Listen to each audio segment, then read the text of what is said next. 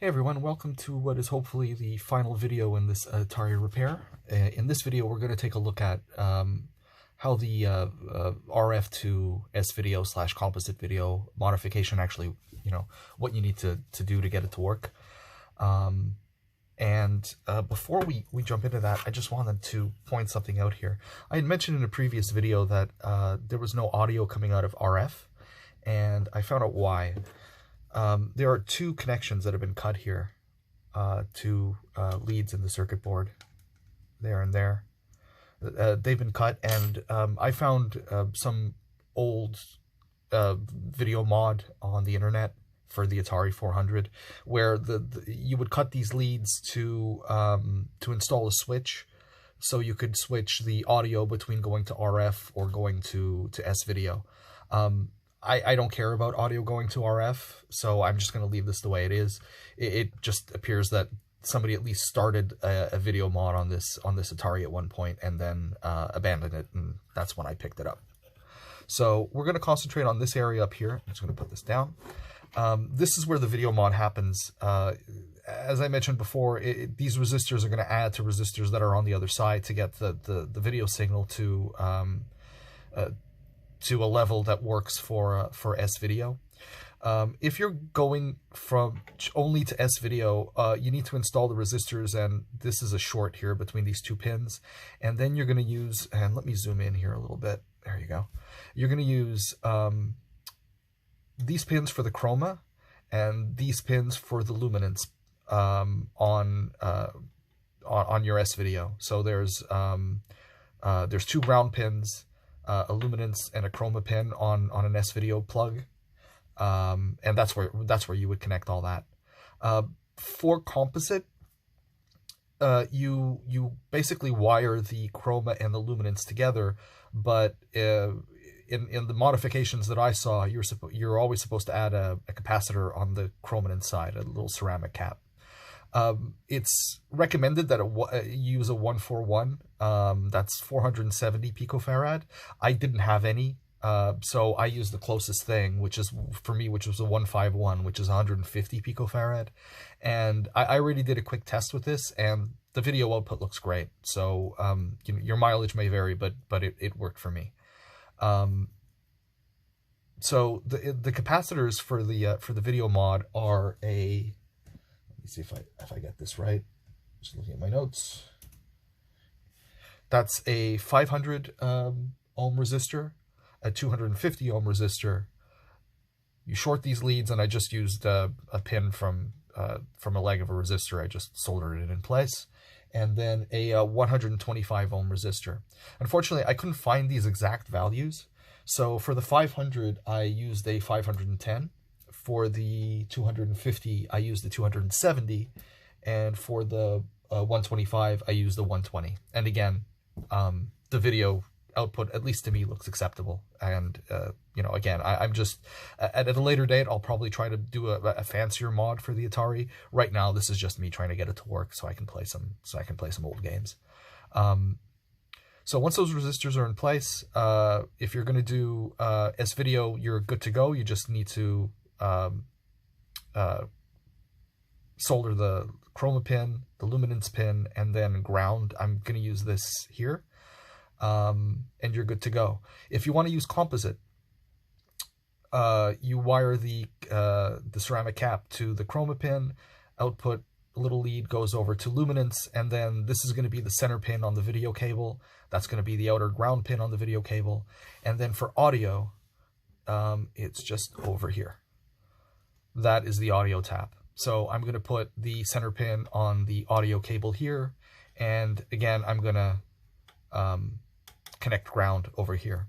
And for that, I just have an old composite video cable that I've stripped off the ends on one side, and I kept the yellow and the white for audio, yellow for video. And at this point, I just need to solder all that in.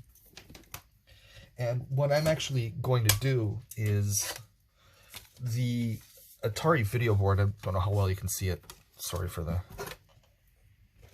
too much zoom in, but that's what all this phone can do.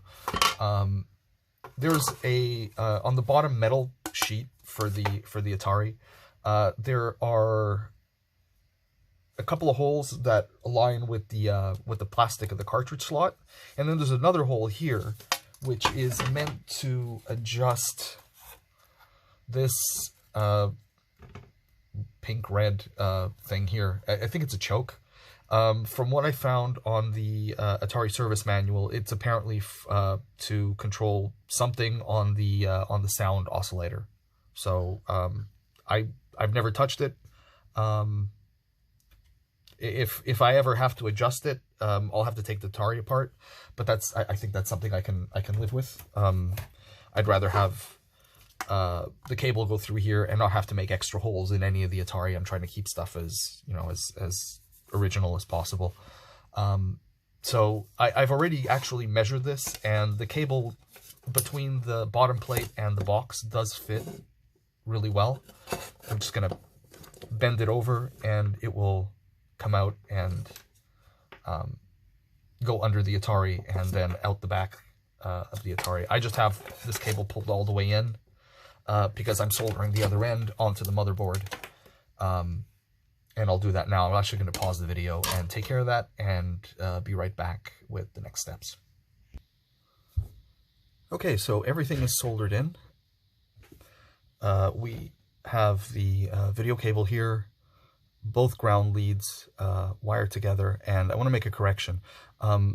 This ground here is right under the bottom plate. The screw goes there, so it's not a good idea to solder anything there. This trace goes up the board. It's a ground line, and you can connect it there instead. So we got the both ground lines for the video signal and the audio signal tied together, connected there. The video signal connected to the luminance tab, and that jumper is connecting luminance and chrominance together. And then down here I have the audio signal going to the white cable. So everything's wired together. The board actually works out really well the way the cabling is working. It goes all the way down. There's a little bit of lead that sticks out, and it's just going to go in that direction out under the power supply board and connect to and out the back of the Atari case when this is all put together. But first, before we start doing any of that, I want to run a quick test and show you guys what the screen output looks like after doing this mod. So I already have everything set up here with the sorry about that, with the video board, with the with the power supply board already in place. Let me zoom out a little bit. Didn't realize I was zoomed in. So the power supply board's back in place. Notice we don't have the RF cable connected there anymore. I got the TV going, and I need my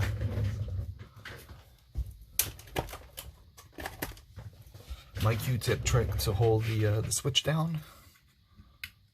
Just switch that in there a little bit, and it stays down. Connect the power supply.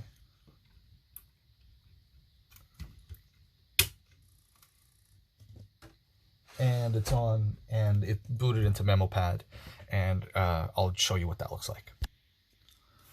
So here it is. Here's MemoPad running. I don't have a keyboard plugged in or anything, so I just want to get in close. There are some artifacts. That's no arguing that, but the quality of the video is a lot better than it was a little while ago.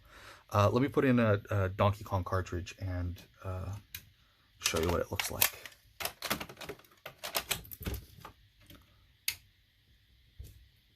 There you go.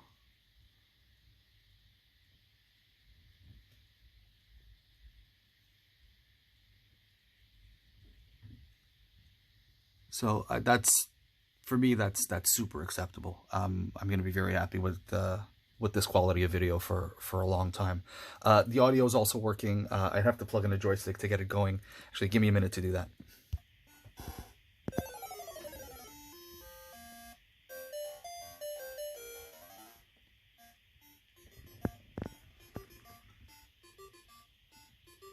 I think that's pretty good.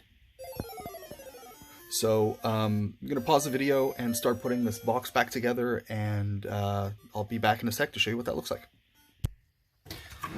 So here's the Atari shielding mod put all back together again, and cables coming out the bottom as expected. The clearance is fantastic, both inside inside the shielding. That little bit of height is just the perfect amount for the resistors and all the cabling that's going on under there. And then this guy is going to come over here to the left and go under the power board and then out the back of the Atari, which is what I'm about to do right now.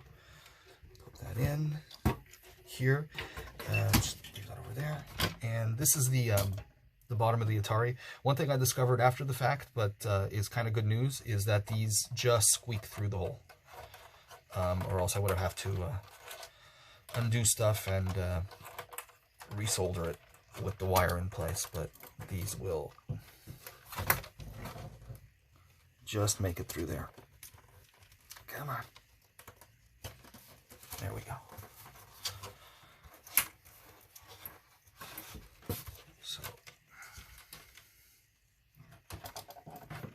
cable's going pretty.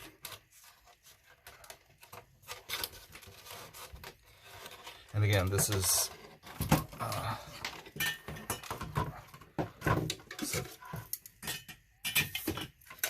really terrible videography, but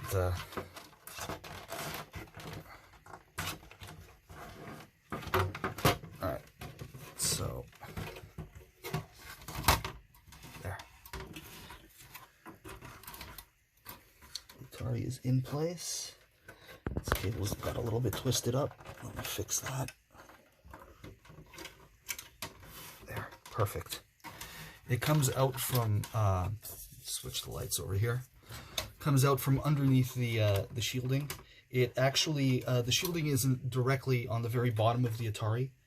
There's just a little bit of room between the plastic and the bottom of the shielding, and it's actually perfect for the cable. The cable then just needs to be snaked through here through the system to avoid pulls. I'm going to do that off camera because it's a little difficult to film and get in there at the same time. But as you can see, there's really no big gap because of the cable. It works quite well, and be right back with this almost completely put together. And here we go. Cable all neatly installed there, ready to put the power board back on. Which is going to go here.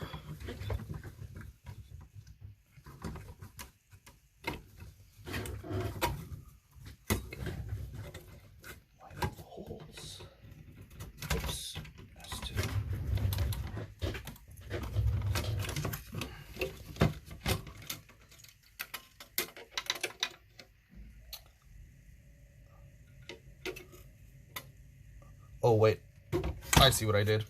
Oops. The power board has to go on before you put the shielding. So I'm going to have to take the shielding apart, put the power board back in, and then put this thing back together. So yay me, I'll be right back. Okay, the Atari's mostly reassembled. Power board's in place. I was wrong, you didn't actually have to take off the shield. There were just a couple of screws there, and I had to get it under this thing. But now everything's in place.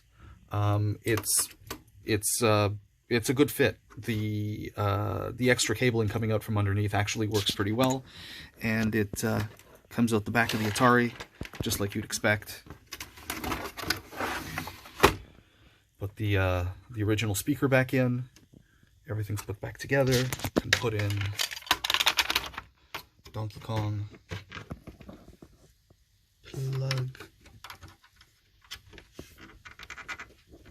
plug in the power. Turn it on, close it, comes up, and Donkey Kong's on the screen. So that's it. I'm gonna finish putting it back together and go enjoy some Atari. Thanks everybody for watching the videos, for the likes, and for putting up with my terrible camera skills. I know it got a bit shaky at certain times, but I hope this was useful, and if you have any questions, leave me a comment. Bye!